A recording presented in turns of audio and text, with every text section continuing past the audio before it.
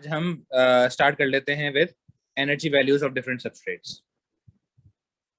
ठीक है, what is meant by energy value of different substrates. हमें पता है कि रेस्पिरेशन में कौन कौन से सबस्ट्रेट्स यूज होते हैं। लिपिड्स यूज होते हैं, यानी रेस्पिरेशन में lipids can be broken down to release energy, और proteins can be broken down to release energy, और carbohydrates can be broken down to release energy. तो एनर्जी वैल्यूज क्या होती हैं कि जब हम किसी सबस्ट्रेट को ब्रेक करते हैं रेस्पिरेशन में, ठीक है, तो कितनी एनर्जी रिलीज होती है, सही है, पर ग्राम, उसे बोलते हैं energy value. How do we define energy value और एनर्जी डेंसिटी? ठीक है, एनर्जी वैल्यू बोलते हैं इसे या एनर्जी डेंसिटी बोलते हैं। It is defined as the amount of energy released per unit mass. ठीक है, सही है जी। तो अभी हम क्या पढ़ने वाले हैं, डिफरेंट सबस्ट्रेट्स की energy density. How do we define energy density और energy value? Amount of energy released per unit gram, and per unit gram कितना होता है गाइस? 1 ग्राम होता है। पर यूनिट ग्राम का मतलब होता है पर यूनिट मास का मतलब होता है, ये जो पर यूनिट मास है इसका मतलब क्या है? 1 ग्राम, क्योंकि यूनिट मास, यूनिट मीन्स 1, ठीक है ना, तो यूनिट मास आता है ग्राम्स में, तो 1 ग्राम। सही है। अगर हम एनर्जी वैल्यूज कंपेयर करें किसकी? लिपिड्स, प्रोटीन्स और फैट्स की। तो लिपिड्स को जब हम ब्रेक डाउन करते हैं in respiration, so 1 gram of lipid releases 39.4 kilojoules of energy. 1 gram of protein releases 17.0 kilojoules of energy per gram, and carbohydrates release 15.8 kilojoules of energy per gram. इससे हमें क्या समझ में आ रहा है? यस गाइस, इससे हमें समझ में आ रहा है कि सबसे ज्यादा एनर्जी कौन रिलीज करते हैं? लिपिड्स, और सबसे कम कार्बोहाइड्रेट्स। ठीक है, अगर हम 1 ग्राम लिपिड को रेस्पिरेशन में ब्रेक डाउन करें, या 1 ग्राम प्रोटीन को, या 1 ग्राम कार्बोहाइड्रेट को, तो सबसे ज्यादा एनर्जी कौन रिलीज करते हैं? लिपिड्स, और सबसे कम कार्बोहाइड्रेट्स। तुम लोगों को ये एनर्जी वैल्यूज याद नहीं करनी है, एग्जैक्ट वैल्यूज, लेकिन तुम लोगों को पता होना चाहिए कि सबसे ज्यादा एनर्जी रिलीज कौन करते हैं? Lipids when broken down in respiration, और सबसे कम एनर्जी कौन रिलीज करते हैं when broken down in respiration? Carbohydrates, and proteins बीच में आते हैं। ठीक है, ये सब कुछ क्लियर है? तो पेपर में हमें इन एनर्जी वैल्यूज को एक्सप्लेन करना होता है, हमें बताना होता है कि भाई ऐसा क्यों है कि लिपिड्स को जब रेस्पिरेशन में ब्रेक डाउन करते हैं तो they release more energy as compare to carbohydrates and proteins. तो एक सवाल बेसिकली ये आता है कि एक्सप्लेन व्हाई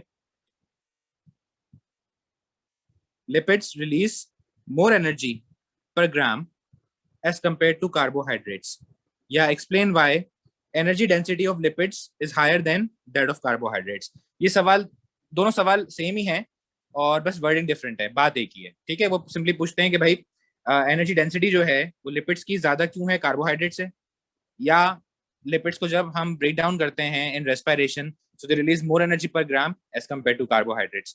तो can you guys tell me the reasons? Yes guys, anybody can tell me the reason for this?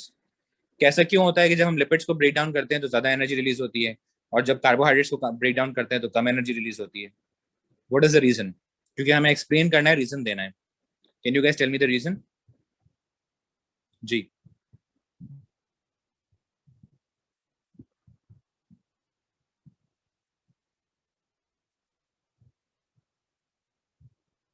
Yes guys, what is the reason?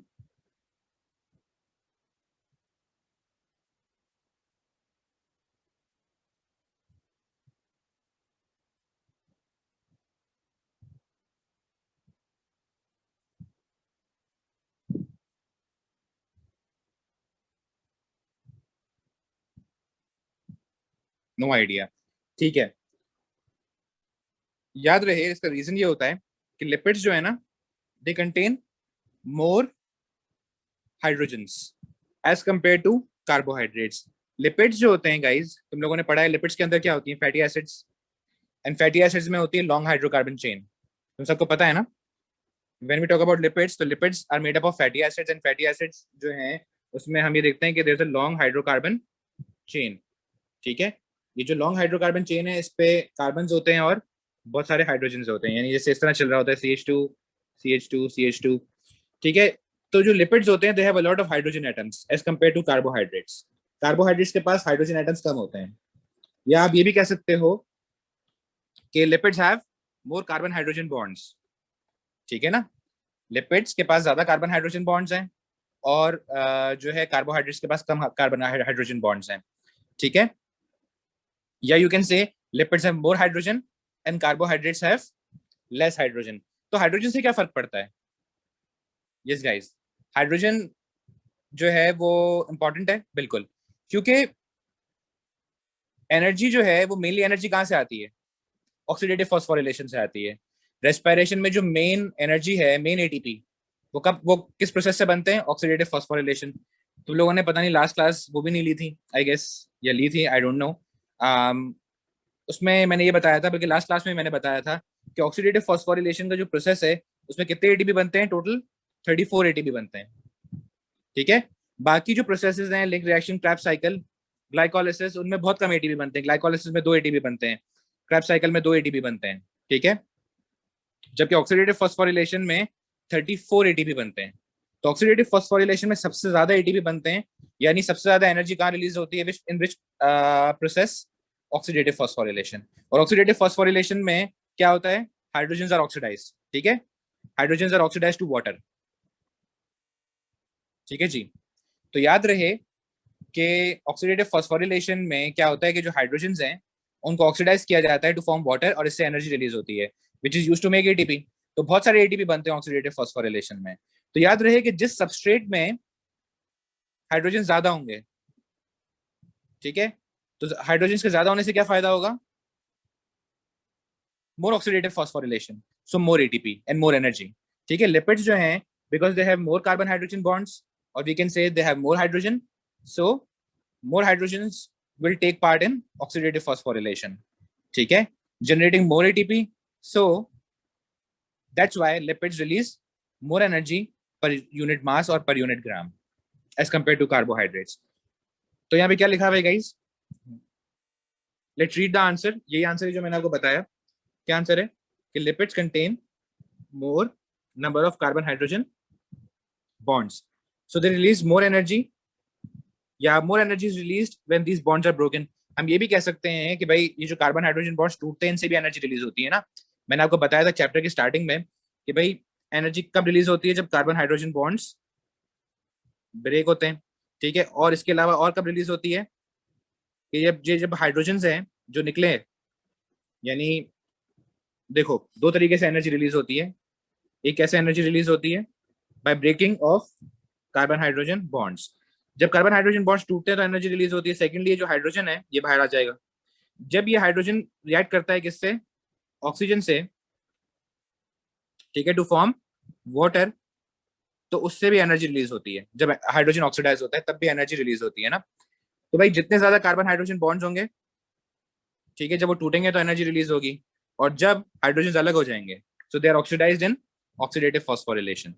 ठीक है, यहाँ पे लिखा हुआ है कि lipids contain more hydrogen than carbohydrates, so more hydrogen are oxidized in oxidative phosphorylation producing ATP by chemiosmosis. ठीक है, chemiosmosis की वीडियो तुम लोग देख लेना अगर तुम लोगों ने क्लासेस मिस की हैं बीच में तो।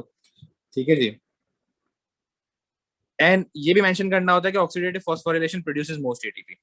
ठीक है, इससे ये हमने क्यों मेंशन किया है? क्योंकि हम बताना चाहते हैं भाई ज्यादा हाइड्रोजन होंगे तो क्या होगा? ज्यादा ऑक्सीडेटिव फॉस्फोरिलेशन होगी और ज्यादा एटीपी बनेंगे, और सबसे ज्यादा एटीपी ऑक्सीडेटिव फॉस्फोरिलेशन में ही बनते हैं। इसलिए hydrogen is the determining factor of the energy. कि जिस सबस्ट्रेट के अंदर सबसे ज्यादा हाइड्रोजन होंगे वो सबस्ट्रेट सबसे ज्यादा एनर्जी प्रोवाइड करेगा। Guys any problem? पेपर में सवाल आएगा तो उसको एक्सप्लेन कर दोगे? सिंपली तुम्हें लिखना होगा कि लिपिड्स में ज्यादा हाइड्रोजन होते हैं as compare to carbohydrates, so more hydrogens are used in oxidative phosphorylation, या more hydrogens are oxidized in oxidative phosphorylation producing more ATP.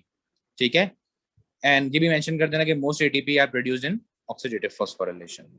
ठीक है, साथ में थोड़ा बहुत कार्बन हाइड्रोजन बॉन्ड्स का भी मेंशन कर सकते हो कि जो कार्बन हाइड्रोजन बॉन्ड टूटेंगे वो भी एनर्जी रिलीज करेंगे।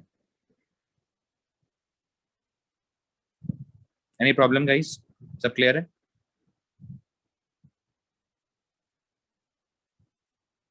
जी सर।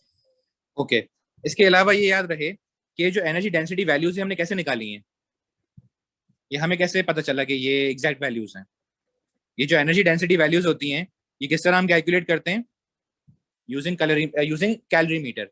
तो तुम लोगों को ये पता होना चाहिए कि जैसे अगर पेपर में कभी पूछ लें कि कौन सा ऐसा डिवाइस है जो कि यूज करते हैं हम टू कैलकुलेट और measure the energy density values, the answer is calorimeter. ठीक है, बात समझ में आ रही है? Calorimeter, this will tell you the energy density values.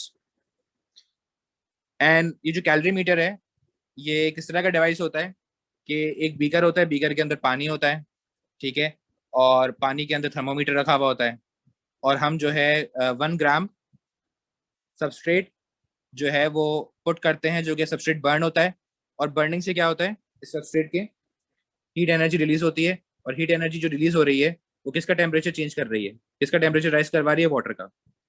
ठीक है, तो इस हीट एनर्जी को हम कैलकुलेट कर सकते हैं। कैसे कैलकुलेट कर सकते हैं? Q is equals to mc delta T, तुम लोगों ने फिजिक्स में पढ़ा होगा ये। ठीक है, Q is the heat energy which is equal to the mass into specific heat capacity of water into change in temperature। यानी तुम लोगों ने सब पढ़ा होगा ना ये in physics in O levels, बल्कि ये A2 जी में सर। भी है। ठीक है, तो कैलोरीमीटर जो मैकेनिज्म यूज करता है to find the energy density वो ये वाला मैकेनिज्म है। यानी सिंपली क्या होगा कि जो 1 ग्राम लिपिड है उसको जलाएंगे और उससे जो हीट एनर्जी रिलीज होगी वो वाटर का टेम्परेचर चेंज करेगी। तो जो चेंज इन टेम्परेचर आएगा वो चेंज इन टी में आ जाएगा। सी में क्या आएगा, वाटर की स्पेसिफिक हीट कैपेसिटी। एम में क्या आएगा, मास ऑफ वाटर। ठीक है, और इससे जो हम एनर्जी निकालेंगे क्यू, वो कौन सी एनर्जी होगी, जो हीट एनर्जी सबस्ट्रेट से निकल रही है। तो वही हीट एनर्जी क्या होगी, energy density value. Are you getting my point? वही क्यू होगा।